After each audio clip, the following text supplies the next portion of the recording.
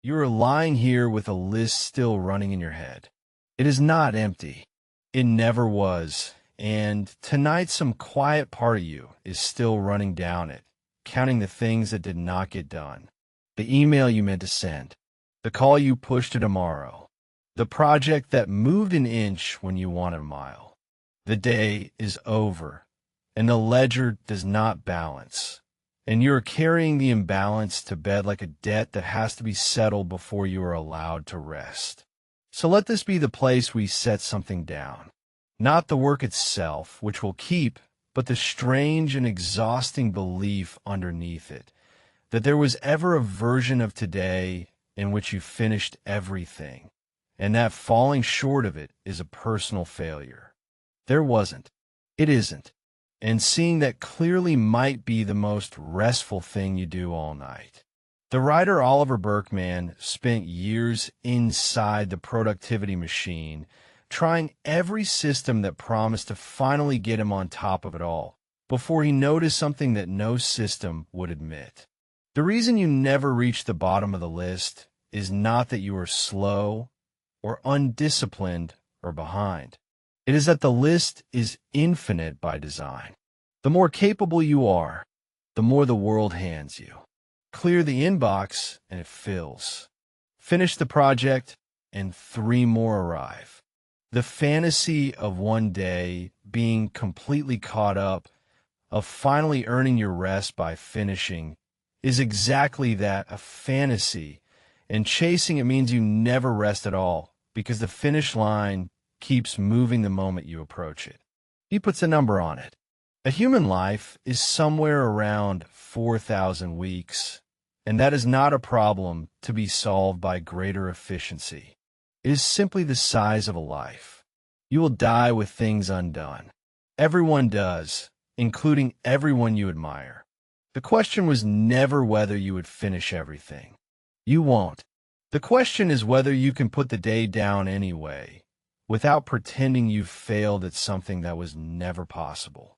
2,000 years before the productivity machine, a freed Roman slave named Epictetus had already drawn the only line that makes rest possible. He opens his handbook with it, in George Long's old translation, of things some are in our power and others are not. In our power are opinion, movement toward the thing, desire, aversion, and in a word, whatever are our own acts. Not in our power are the body, property, reputation, offices, and in a word, whatever are not our own acts. Look at what falls on each side. Your effort today, that was yours. The outcome, whether it was enough, whether it was finished, whether the world cooperated, that was never yours to control, and so it was never yours to carry as guilt. This is the cut that frees you tonight. You're not responsible for finishing the infinite. You're responsible for the effort you gave to the small, finite part of it that was actually in your hands. You did that part. You can lay the rest down, not because it stopped mattering, but because it was never the thing you were going to be measured by. And there's an older, gentler voice that says where to lay it down.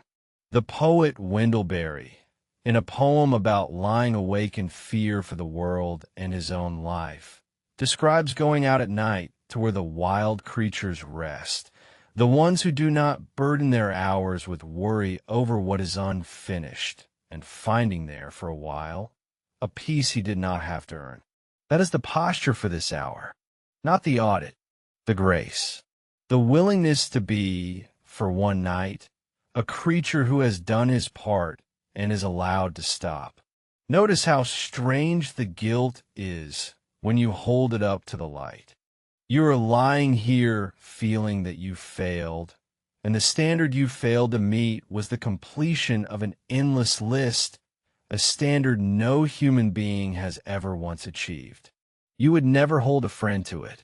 If someone you loved told you they felt like a failure because they did not finish everything today, you would gently tell them that no one finishes everything, that the day asks more than any day can hold, that the measure of a good day was never an empty list. Turn that same kindness toward yourself now. The unfinished things are not evidence against you. They are evidence that you are a finite person living a full life, which is the only kind of life there is. The work will be there in the morning, and you will meet it then, rested, instead of dragging it through the dark where nothing can actually be done with it anyway. So tonight, let the unfinished be unfinished. I did the part that was mine to do, and I let that be enough for one day. I let go of the outcome, which was never in my hands to begin with. I set down the infinite list, knowing no one has ever reached its end. I stopped measuring this day against a completion that was never possible. I meet what is undone with grace instead of an audit, the way I would for someone I love.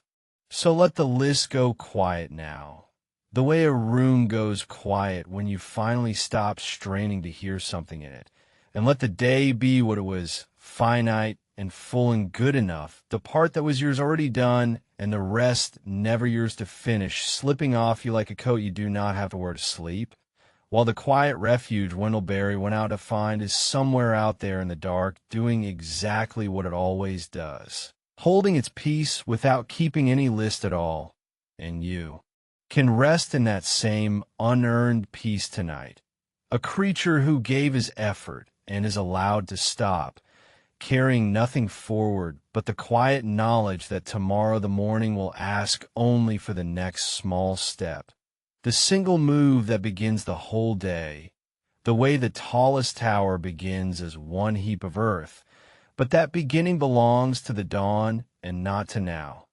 For now, there is nothing to finish and nothing to fix, only the long, unhurried letting go and rest.